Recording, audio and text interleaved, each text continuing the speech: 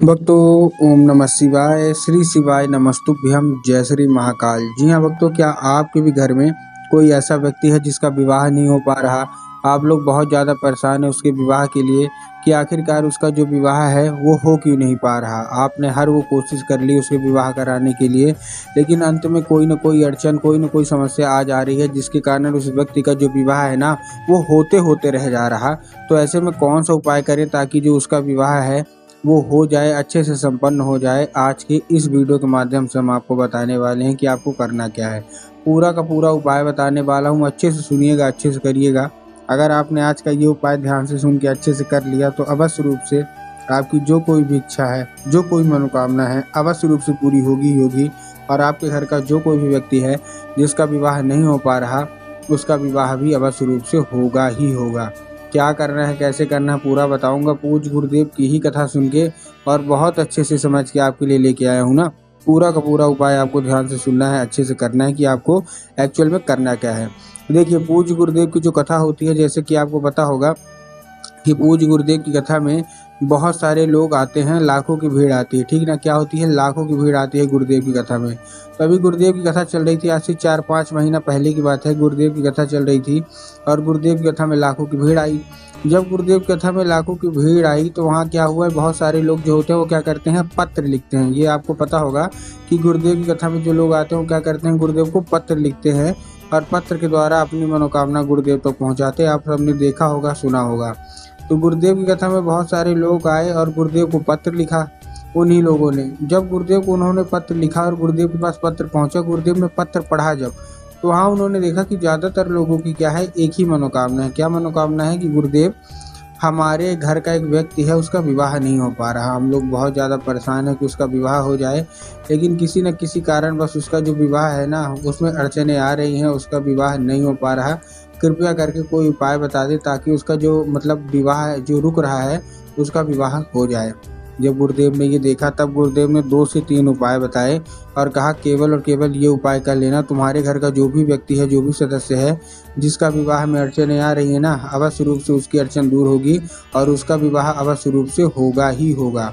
जब गुरुदेव ने 2 से 3 उपाय बताए, देखिए उसमें उपाय बताने के पीछे कारण भी यही था कि वही यही लोग वो पूछ रहे थे कि गुरुदेव, उनकी जो उम्र है ना वो भी बीतती जा रही है कि कोई 30 साल का हो गया, कोई 35 साल का हो गया, कोई 40 साल तक का हो गया, लेकिन अभी भी विवाह नहीं हो रहा। कृपया करके कोई उपाय बता दें। तब गुरुदेव ने बताया 2-3 उपाय और कहा केवल और केवल ये उपाय कर लेना, अवश्य रूप से तुम्हारे घर का जो भी व्यक्ति है, जो भी सदस्य है, उसका जो विवाह है वो होगा ही होगा। जब गुरुदेव ने ये उपाय बताया तो लोगों ने जा जाके इस उपाय को घर में करना शुरू कर दिया। अब जैसे ही लोगों ने जा जाके इस उपाय को घर में करना शुरू कर दिया, वही लोग गुरुदेव की कथा में आए वापस। 1-1.5 महीने के बाद वही लोग गुरुदेव की कथा में वापस आए।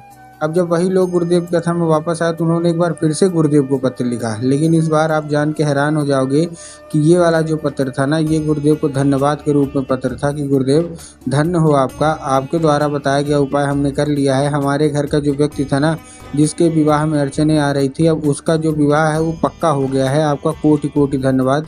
ये केवल आपके और महादेव के कारण हुआ है। आपका कोटि कोटि धन्यवाद।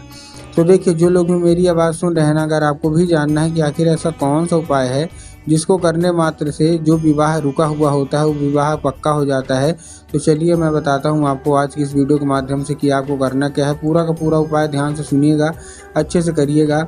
अगर आपने आज का ये उपाय ध्यान से सुन के अच्छे से कर लिया तो अवश्य रूप से मनोकामना आपकी पूरी होगी ही होगी। और आपके घर का जो कोई भी व्यक्ति है, चाहे आपका लड़का है या लड़की है, जिसका भी विवाह नहीं हो रहा, अवश्य रूप से उसका विवाह होगा ही होगा। तो चलिए चलते हैं उपाय की ओर, लेकिन उससे पहले चैनल पे अगर पहली बार आए हैं और आवाज़ मेरी पहली बार सुन रहे हैं तो वीडियो कर दें लाइक और चैनल को भी कर लें सब्सक्राइब, ताकि पूजनीय पंडित प्रदीप जी मिश्रा के रोज़ नए नए उपाय जो कि मैं उनकी कथा से सुनता हूँ, श्रवण करता हूँ, सबसे पहले मैं आपको प्राप्त करा सकूँ। ठीक, तो देखिए, जो हमारा पहला उपाय है वो 3 काली मिर्च और 1 धतूरे का उपाय है। ठीक, क्या है? 3 काली मिर्च और 1 धतूरे का उपाय।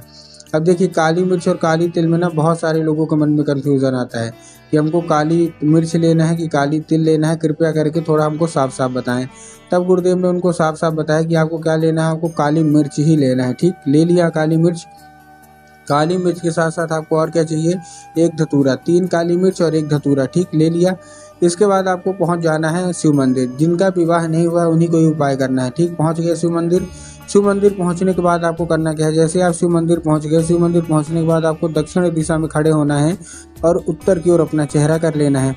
अब देखिए, दक्षिण और उत्तर में बहुत सारे लोग कंफ्यूज होते हैं कि दक्षिण क्या है, उत्तर क्या है, हमको थोड़ा साफ साफ बताओ। तब गुरुदेव ने साफ साफ बताया है कि आप जिस भी शिव मंदिर जा रहे हैं उस शिव मंदिर का जिधर साइड जलाधारी होगा आपको अपना चेहरा उधर साइड करके खड़े हो जाना है, ठीक। खड़े हो गए। खड़े होने के बाद आपको करना क्या है, एक नाम लेके, कौन सा, महादेव का बहुत ही सुंदर सा नाम है, श्रम्भेश्वर महादेव। क्या, श्रम्भेश्वर महादेव। तो आपको करना क्या है, श्रम्भेश्वर महादेव का नाम लेके उन्हीं का स्मरण करके आपको चुपचाप क्या कर देना है, आपको अर्पित कर देना है, बस। पूज्य गुरुदेव कहते हैं कि अगर आपने श्रम्भेश्वर महादेव का ये उपाय कर लिया, अवश्य रूप से महादेव खुश होंगे, प्रसन्न होंगे और आपका विवाह होगा ही होगा, ठीक है। ये था हमारा कौन सा, ये था हमारा पहला उपाय। अब हम चलते हैं अपने दूसरे उपाय की ओर। अब देखिए, दूसरे उपाय में आपको करना क्या है, इस उपाय में आपको 11 लाल फूल चाहिए। कितने, केवल और केवल आपको 11 लाल फूल चाहिए, ठीक। लाल फूल आपने ले लिया। लाल फूल लेने के बाद आपको करना क्या है, जैसे आपने लाल फूल लिया, लाल फूल लेने के बाद आपको करना क्या है, 11, पहले इसमें 2 चीज़ का ध्यान रखना है लाल फूल लेते वक्त कि जो फूल है वो लाल होने चाहिए और कहीं से भी खराब या मतलब मुरझाए हुए बिल्कुल भी नहीं होने चाहिए। उसके साथ साथ आपको 1-2 चीज़ों का और ध्यान रखना है कि जो फूल है वो एक किस्म का होना चाहिए। मतलब एक किस्म मतलब अगर आप गुलाब का ले रहे हैं तो केवल और केवल गुलाब का लीजिए, अगर आप गुड़हल का ले रहे हैं तो केवल और केवल गुड़हल का लीजिए।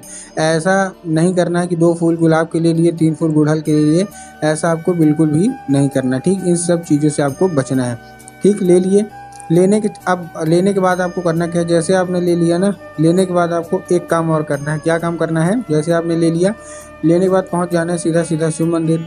अब जैसे आप शिव मंदिर पहुंचेंगे, शिव मंदिर पहुंचने के बाद आपको करना क्या है, जैसे आप शिव मंदिर पहुंचे, शिव मंदिर पहुंचने के बाद आपको दिमाग में आया होगा कि जाके बाबा भोलेनाथ के ऊपर अर्पित कर देंगे, जो कि पूर्णतः गलत है।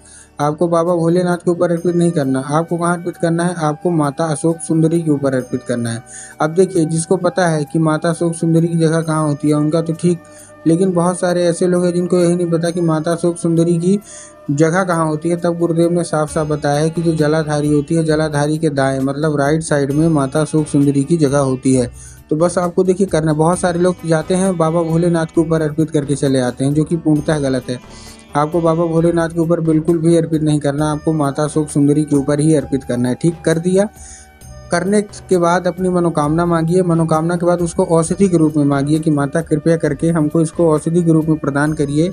हाँ, हमारे जीवन में विवाह नहीं हो पा रहा। अब क्या होगा, एक फूल, 11 में से आप एक फूल उठा के घर लेके चले आइए और अपने जहाँ आप लोग बिस्तर है ना आपका, आप तकिए के नीचे उसको रख लीजिए। 1 से 1.5 महीना उसको डेली ऐसे जाके पूजा पाठ करिए, ऐसे ले जाके रखिए। आप खुद ही देखेंगे कि आपके जीवन में चमत्कार होना शुरू हो जाएगा। आपका जो विवाह रुक रहा होता है वो विवाह भी अवश्य रूप से होगा ही होगा। तो उम्मीद करता हूँ आज का उपाय समझ में आ गया होगा।